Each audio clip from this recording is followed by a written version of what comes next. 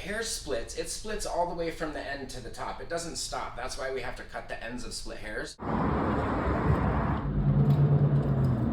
So today I want to talk about your blunted ends. I'm going to put you guys over here, set my stuff down. So if you don't know, my name is Shane Fell, and this is where we talk about hair. I've been studying hair since 2006, and I first started wearing locks on my head and studying locks back in '99. So you can imagine I might have a little info for you.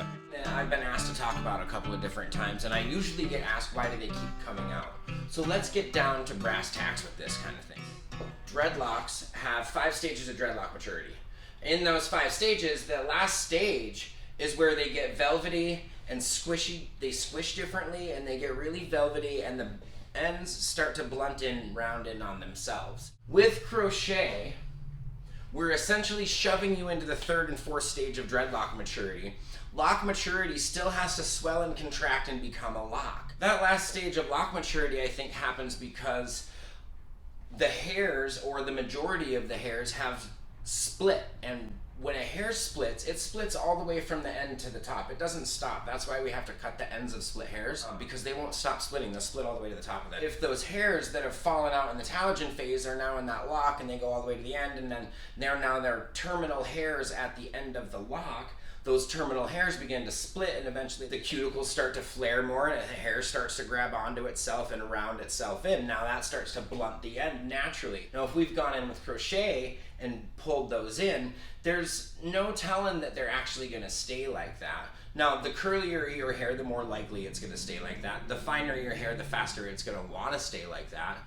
Other than that, if you've got really straight, coarse hair and we're trying to blunt your ends, there's a good chance they're not going to stay like that, and they're going to become little paintbrushes for a while. And whether they round in on themselves or not isn't really something I know for sure to tell you, because sometimes they don't. Generally speaking, they do though. Generally speaking, your locks get to the point where they're old enough and that last stage of lock maturity happens and they blunt. They don't always blunt, but generally speaking, that is the one thing. The thing that they all do is they all get velvety and squishy like that. Something that comes along later with lock maturity, but I think that eventually if a loctician is going over and over again with your blunted ends, eventually that's breaking more hair than it's worth and creating broken hair that's just always going to be a thing, and then you might not ever blunt in.